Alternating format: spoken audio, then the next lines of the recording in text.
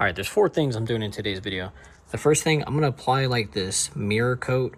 Apparently none of the water is supposed to stick on. My windows, or mirrors rather, can get pretty bad.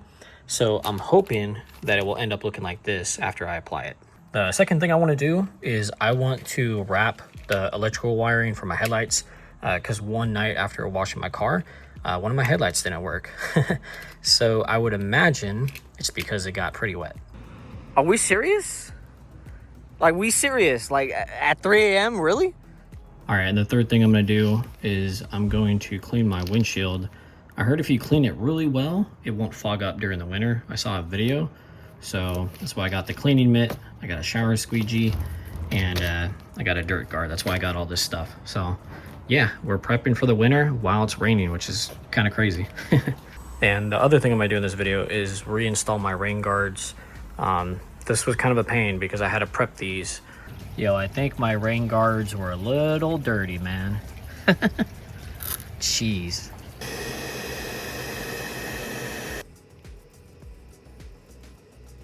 I had those on my car about like 2 years ago, and I took them off when they got wrapped, or like, I guess the wrap shop took them off. So basically I had to take off the old glue, or the double-sided tape, and I had to reapply it. That's why it's not perfect. But to tell you the truth, if you ever have to reuse these, you honestly can't even tell. So if I go back to this side, you cannot even tell that that is reused 3M tape. The only problem is, since taking it off, it's been on my car for 5 years. I ended up like scratching a little bit. It's kind of hard to tell on camera. Oh, here we go. I changed the lens. Yeah, you can kind of tell. It's not the best. From far away, you honestly cannot tell. I feel like the camera picks it up more than I see it in person, which is kind of crazy. Like, are my eyes okay? But yeah, I'm gonna show you guys how to install rain louvers, rain guards, wind deflectors, whatever you want to call these things.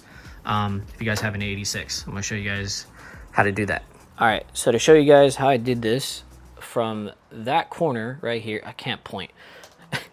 Let me show you guys basically how this looks. So it sits right there. When you guys end up masking your tape, that's how it's gonna look on this side. And then on this side, you basically want it to be lined up right there. And where you're gonna do your tape, or I guess your measurement, you're gonna start from this point and end up right here. That, I believe, is 6 1/4. And then you also want to go 1 inch up right here to place this tape. So you basically want your first part of it to go right here. And then your second part, I believe it's 12 1/4 from here to here. And then this is 1 1/4 up. And the other thing you also want to do, you do want to clean this area. So unfortunately, since it's raining actually, I just did some rubbing alcohol. This stuff, whatever it's called, 70% alcohol. There you go. Gosh dang, it's so blurry, bro. There you go. You need this stuff. Okay, so what I start doing is I start peeling off some of this tape, and I'm gonna push it down, and I'm gonna look how the other side's doing, like how this is lining up down here on the bottom, and then I'm gonna gradually peel back, push, and keep going. Oh, that sucks. All right, I need to peel some more. So I liked opening and closing the door just to make sure that I can still open and close this door, which looks like I'm good. But yeah, again, just to show you guys, I peel a little bit back, I push it down, I keep going, and look, that is pretty well lined up, or just slightly off, if anything. And in case you're wondering what double-sided tape I use, I think it's Extra Duty. It's like a 30-pound Gorilla tape. It's supposed to be waterproof and all that. So yeah, hopefully this holds up. All right, so I'm watching this video back. It's been about a month since I've ran the double-sided tape, since I've done everything in this video. But that double-sided tape, the 15-pound tape, it's rated for both inside and outdoor. I've ran it through my power washer multiple times. It's rained a few times, so I recommend that tape. You guys can find it on my Amazon store down below if you guys want to check out that. And I also have the Glaco and the other things. I gotta say, adding rain guards makes the car just look a little more aggressive. Like, am I wrong, or does that little bit just make the car look a lot more aggressive? All right, so here's the thing. When it rains, the water gets in between like this little crack right here, and it gets all over the controls for the headlights. So I trimmed this piece up, and my plan is just to try to wrap as much cable as I can to hopefully prevent as much water as I can from getting into these connectors. All right, so this is the after. Overall, like nothing too crazy. The whole point is to where like if water is running down on any of these, it's not touching the connector. For this one, the connector is on the inside here. So like, yeah, it is exposed, but water basically would land on top and hopefully run off. That's like the whole idea behind this. Now, to give you guys an update on the Loom, that actually did help. So if you guys have problems with water and electronics, since putting on this Loom, even once like I wash my car with my power washer, or if it rains, water will still get into like the channel between the hood and the fender. But even though water gets in there, it has not messed with my electronics. My headlights have been working. Thank God, bro. Because when I drive at 3 a.m., I need to be able to see. All right, so I use this mirror coat stuff, the Glaco, and they said this white hazing stuff is fine. But yeah, basically once it cures, no water should stick to it. So I guess we'll see. I will update you guys later if that's true or not. All right, so the plan is to use the car in about 2 hours. So I really gotta get this side done. You just kind of push it into the crevices, just like that. All right, so this is what they want you to do. The whole point of this is just so you don't get their product like on your paint or on your windows or anything like that. Okay, and you're gonna wanna have paper towels ready, because the problem is if you don't, you will make a mess. Let's turn this up so you guys can actually see what's going on. There you go, looks a lot better. All right, take your can, you spray it in there. Again, you wanna be about as far away from the cart as you can, and then just get spraying.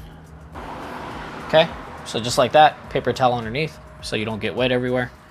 And this thing will drip pretty quick, so have a spare paper towels as well. I learned because I did the other side first.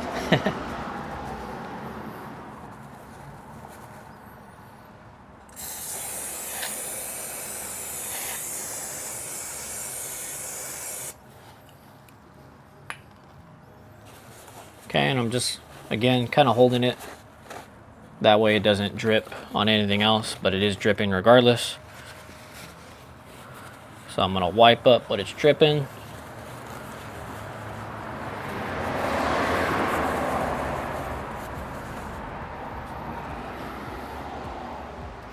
And yeah, ideally, that should be it.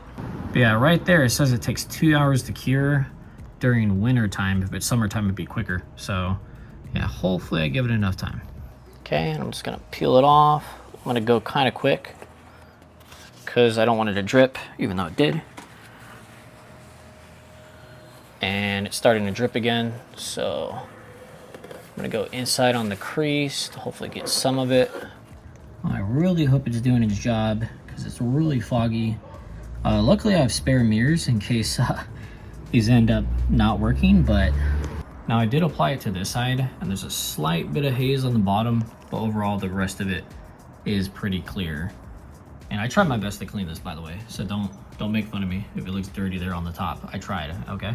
All right, the last thing I'm gonna try to do is, again, I'm gonna take a mitten to the front windshield and then I'm gonna squeegee it off, and apparently it's not supposed to fog up as bad. So again, both of these things, I will update you guys tonight on how these went.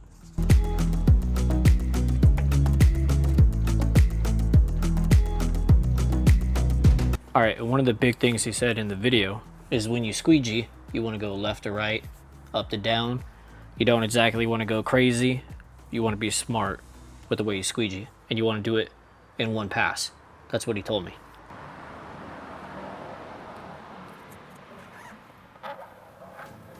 This is literally what bro said to do.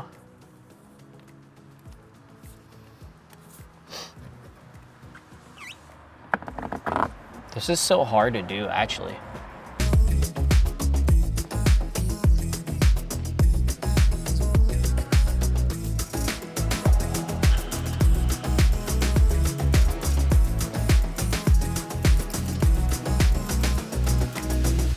All right, and the goal is to do as little amount of passes as you can. Hopefully I can just do it in one pass.